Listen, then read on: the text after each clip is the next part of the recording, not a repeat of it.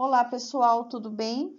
Hoje nós vamos trabalhar um pouquinho a respeito de um conteúdo que está lá no módulo 1 e capítulo 3 das apostilas de vocês, tá? Que é a língua como sistema em uso. A língua, pessoal, ela é composta de 4 sistemas linguísticos.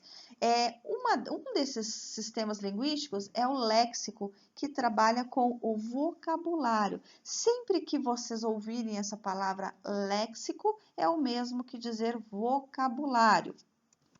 A semântica, que também é um dos sistemas, ela trabalha com o sentido das palavras e das construções, o sentido que uma palavra pode alcançar de acordo com o contexto que ela for utilizada. O discurso, que visa compreender a organização textual no contexto real de interação, ou seja, nós, quando estamos em situações diferentes, nós adaptamos o nosso discurso para que nós sejamos compreendidos. Então, cada vez que nós vamos nos comunicar, nós organizamos o nosso discurso para que aquela determinada pessoa com quem nós estamos falando, ela entenda a nossa mensagem. Então, o discurso, ele visa compreender a organização textual. Então, é preciso que o outro compreenda o nosso texto e compreenda a nossa fala, tá? Então, o discurso, ele é adaptável, a gente o organiza de acordo com as situações que se apresentarem diante de nós. A gramática, que estuda as estruturas linguísticas, que nós vamos ver um pouquinho para frente, que nada mais é do que a sintaxe.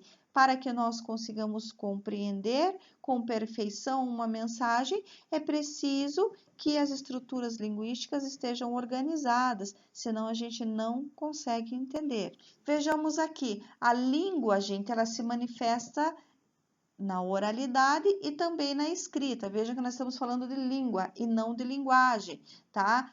Porque se for linguagem, é linguagem verbal, não verbal. Não, aqui não, estamos falando de língua e dizemos que ela se manifesta dessas duas formas aqui, oral e escrita. A fonologia, gente, que é o fonológico, ela trabalha com os fonemas, ou seja, com os sons produzidos pelas letras. Vamos observar a palavra casa. É formada por 4 letras e por 4 fonemas. Isso indica que cada letrinha utilizada na palavra casa, ela tem o seu próprio som, ou seja, ela é independente uma da outra, tá? Agora, a palavra gueto, nós temos 5 letras, porém, nós temos 4 fonemas. Por quê? Quando a gente fala gueto, a gente pronuncia o G e o U juntos. Os dois juntos formam um único fonema. E daí o E, que tem o seu próprio fonema, o T e o O, que são também formadores de cada um do seu próprio fonema. Mas gueto, tá? G-U tem esse fonema G, tá? Então, são 5 letras e são 4 fonemas. Então, cada palavra que nós pronunciamos, ela é formada por letras e também por fonemas, porque cada uma das letras apresenta um fonema, a não ser nos casos que nós temos aí, por exemplo, mulher, colher, são palavras que muitas vezes nós juntamos 2 letras para que elas formem um único fonema, ou seja, representem o som, tá? Para que a palavra alcance o seu sentido. Vejam comigo aqui a palavra Roma, a palavra amor, a palavra mora e a palavra ramo. As 4 palavras, elas são formadas pelas mesmas letras, pelos mesmos fonemas. Porém, diferentes posições dos mesmos sons formam diferentes palavras. Vejam ali Roma, o R vem por primeiro e o A por último. Já em amor, o A, o fonema A, aparece primeiro e o R aparece por último, tá? Então, observem comigo aqui que as 2 palavras, elas apresentam as mesmas letras e os mesmos fonemas, porém em posições diferentes, portanto, formam diferentes palavras. A morfologia ela é responsável, tá, por colocar cada palavra dentro da sua da sua classe, dentro do seu ou no seu espaço, no seu lugar. Vamos pegar aqui as classes de palavras, por exemplo, os substantivos. A função dos substantivos é nomear os seres, tá? Então, todas as palavras que dão nomes a todos os seres, então nós chamamos de substantivos. Já os adjetivos são aquelas palavrinhas que caracterizam ou que qualificam os substantivos. Por isso que elas formam lá toda e qualquer palavra que atribuir uma característica ou uma qualidade a um sujeito ou a um substantivo, então elas fazem parte dos adjetivos. Então a gente vai chamá-las de adjetivos. Vejam que são coisas diferentes, o que nomeia e o que qualifica. Então a morfologia, ela tem esta função. Vejam os verbos ali. Os verbos indicam ação, o estado, o modo do sujeito, os fenômenos da natureza. Então, tudo que indicar ação, dizemos que é verbo. Tudo que indicar o modo, o estado do sujeito, então é verbo.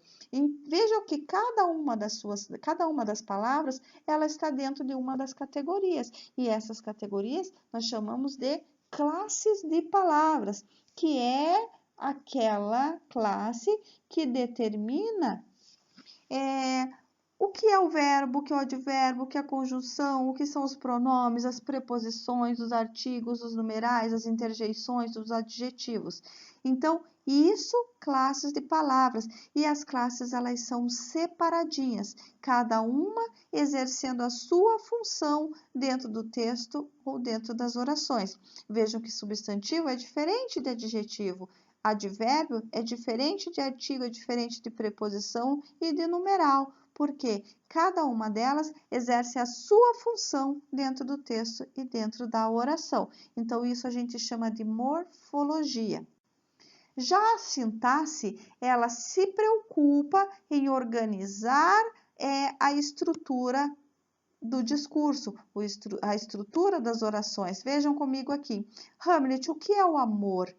A organização desta frase ou a organização desta oração permite que as palavras elas sejam portadoras de sentido. Vejam ao lado no quadrinho azul, que ou é Hamlet amor? Vejam que a falta da organização da estrutura na oração, ela prejudica a compreensão.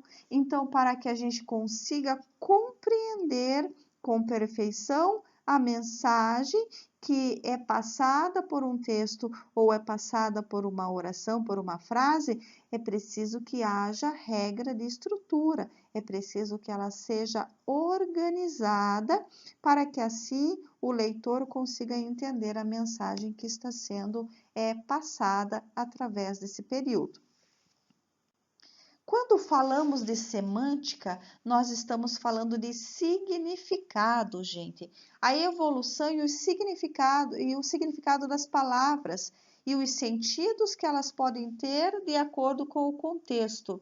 Vejam, por exemplo, aqui a palavra pena. Eu tirei estas informações do dicionário Aurélio, depois vocês podem conferir lá. Pena pode significar punição. Tá? Ele recebeu uma pena de 20 anos por conta do crime que cometeu.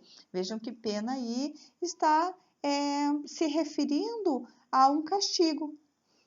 Vamos para outro exemplo. Pena também pode significar compaixão. Por exemplo, eu tenho uma pena das pessoas que vivem nas ruas.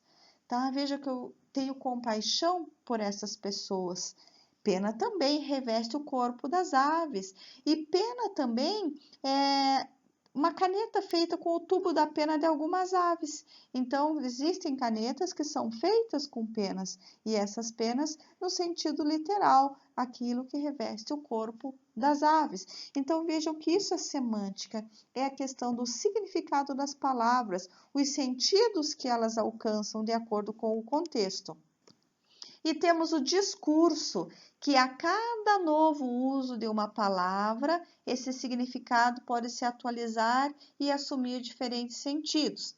Então, assim, o discurso refere-se à atividade comunicativa que produz sentido na interação entre os sujeitos.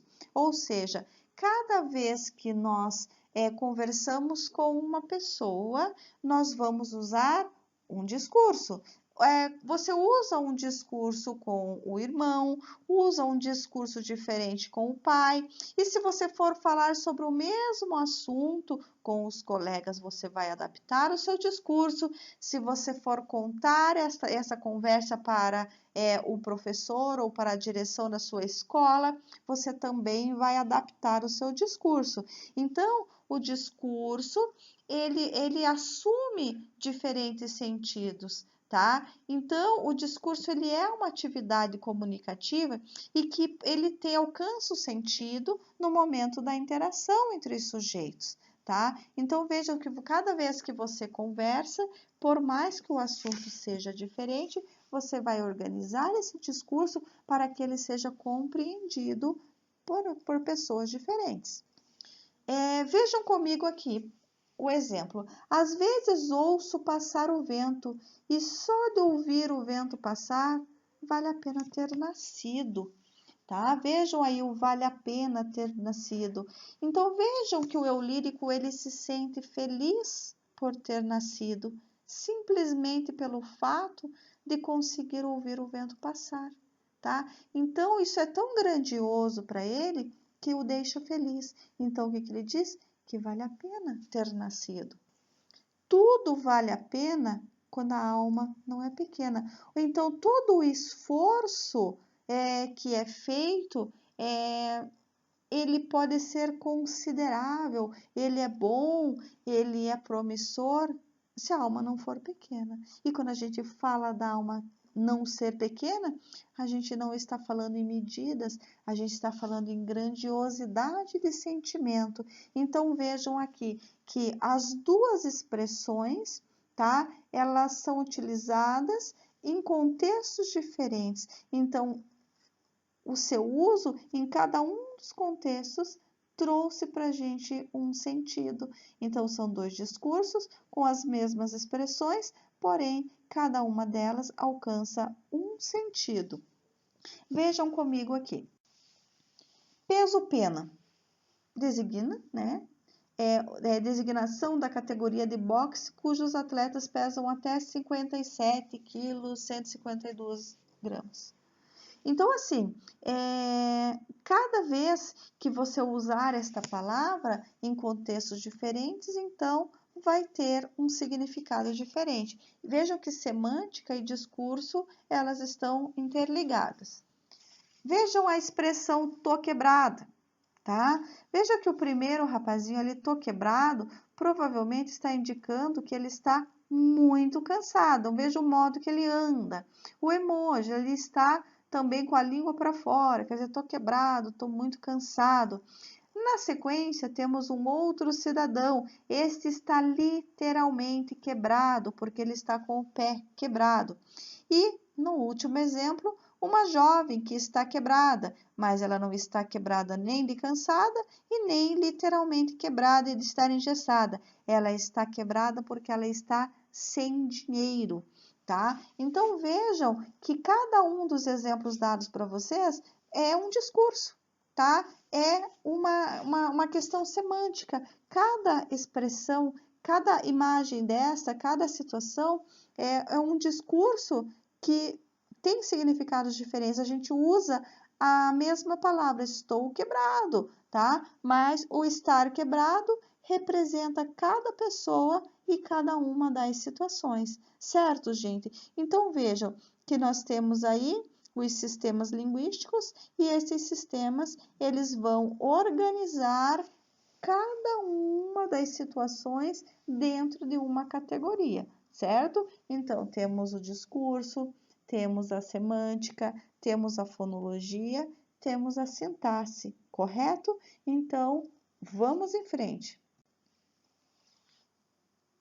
Fiquem bem, façam as tarefas que a prof está disponibilizando para vocês no Iônica. Se vocês tiverem qualquer dúvida em relação a este conteúdo, podem me procurar. E vejam também as correções que a prof vai postar ainda hoje para vocês. Até mais!